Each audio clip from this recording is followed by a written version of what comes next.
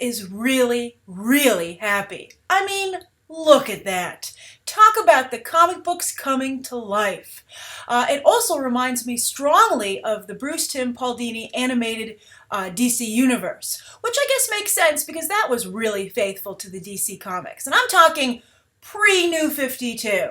And when I see this, I have a similar reaction to what's going on in DC Comics right now as they undo the New 52. And that's, hello, old friend. I mean, these are the stories that made decades of comic book readers into DC fans. And I'm just so giddy to potentially be seeing a return to that. I mean, it's just fantastic. The character beats are really, really good. Also, some good old-fashioned love triangle action is going on here. What am I talking about? Well, it's the whole who does Wonder Woman belong with argument, right? Now, of course, it's much cooler than the argument of Bella and Edward versus Jacob, naturally. But that just goes to show that the love triangle is a tried and true storytelling device for a reason, for generations of storytelling, because it works. And this is one of the most famous love triangles in comics, which I think actually was largely introduced by the animated series, if I recall correctly.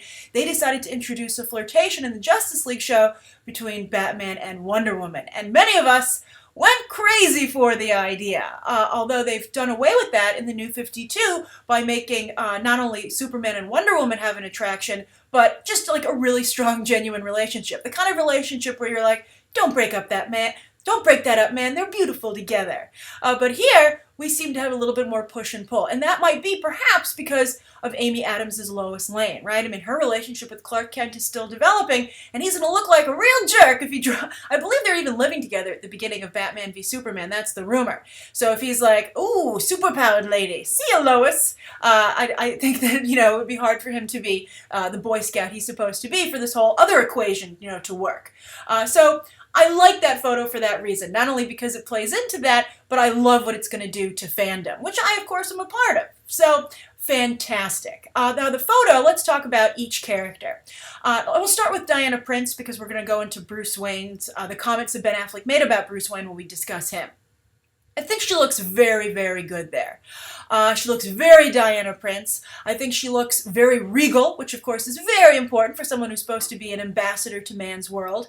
And I like that Themyscira and her, her culture of that island of Amazons seems to be reflected in what she's wearing. So I think that's fantastic. It does call to mind a little bit of Christopher Nolan's depiction of Catwoman with Anne Hathaway, even a little bit the setting that they're in. But I think that, luckily for Gal Gadot, she also has a very strong on-screen presence. I mean, you're very aware that that's Gal Gadot. And I like that in the photo, she seems pensive. I mean, she's not playing him, right? This isn't one of those, it's not like when Black Widow infiltrated Tony Stark's operation in Iron Man 2, and she was like, that was her mission, of course. That's not what she's... Well, Black Widow does use sex to, get what she needs, because that's the espionage game, but Wonder Woman is not a spy. Wonder Woman is a soldier and a diplomat. So I like seeing her portrayed in that manner seemingly here. So I think it looks fantastic. Also, I think she looks very well matched in terms of age with Ben Affleck, which I think is really good. So I appreciate that they're not trying to make this Bruce Wayne look like he's robbing the Themyscirian cradle. Although you can see there that there's probably going to be some massive cleavage on that dress. But hey, Wonder Woman has to please many fans. So anyway, so really good look. Perfect poise, the way she looked, the costume is great, the hair is great, but also the poise is great. The acting that Gal Gadot is doing looks great. Now for Bruce Wayne, who seems quite taken with this Amazon beauty, which I think is an interesting way to play Bruce Wayne. It's also classic Bruce Wayne, right? Bruce Wayne's at a party, he's playing the playboy, but then one of our lead female characters comes into the room and knocks him off his game. It's usually Selena Kyle, but here they seem to be having Diana Prince fill that role, which is very, very interesting indeed. So he has the gray at his temples. And, you know, I really do think that Ben Affleck will shine the most in this film as Bruce Wayne, as I've said before. So I'm very excited to see this. Now, you might think they're at Wayne Manor, right?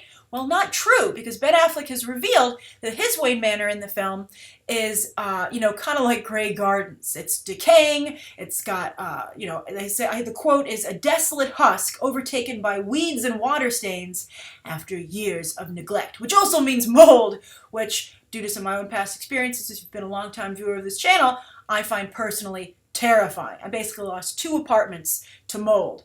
So I guess the lesson of that story is if it seems like the rent's too good to be true, it probably is. But, you know, what's Bruce Wayne's excuse? He's a billionaire. And also I'd be like, Alfred, what the hell? Right? But Jeremy Irons, I guess, isn't the kind of Alfred that has to clean up. But anyway, so this isn't Wayne Manor. They're obviously at some kind of event, and perhaps Bruce Wayne is, you know, maybe becoming more a part of society once he feels that he has to take care of this Superman situation. But Ben Affleck has also said, you know, he wants to have, he's an older, warier Batman, and he makes an interesting comparison of the role of Batman to Hamlet, that every actor at some point wants to play it. I think that's interesting, and that he's trying to add a little more cachet and sophistication to the role, which I applaud. But at the same time, you don't want to be advertising that someone could be taking it over from you quite soon if you're not careful, right? It's like, no, Ben Affleck, you're going to be Hamlet for a long, long time. Nobody else is taking, you know, Batman. No one else is taking this away from you. So I'm very curious to see his depiction. You know, what about this reimagining of Bruce Wayne has captured Ben Affleck's attention and made him be willing to revisit the superhero genre after such disastrous consequences last time? Although he says part of it is, you know, redemption. But I'm very curious to how this portrayal of the character will be received by audiences. So I think also, by the way, that this is leading into a very strong Hall H presentation from Warner Brothers this year at Comic-Con. They're presenting on Saturday, July 11th. They're presenting in the morning, California, you know, Pacific Coast time. And I believe if they're putting this still out there, they probably have enough footage to show at least a teaser trailer. Not like the one that they showed, which was more action-heavy, but maybe one that's a little more character-heavy. So I'm excited, and I think this photo is fantastic. And as a DC fan, I couldn't be more happy. And I think that, and I like the vulnerability that Batman is showing. I like that there is a dialogue going on here instead of the usual Hollywood, you know, like, oh, he's taken by her beauty. Okay, you can leave now, Diana Prince. You know, he's going to have a scene with Superman. I like this. I like this quite a bit. All right, so I'm curious to what you think, and if you also have high hopes for the Warner Brothers Comic-Con panel. All right, leave your comments down below, and you can check out some other episodes right now.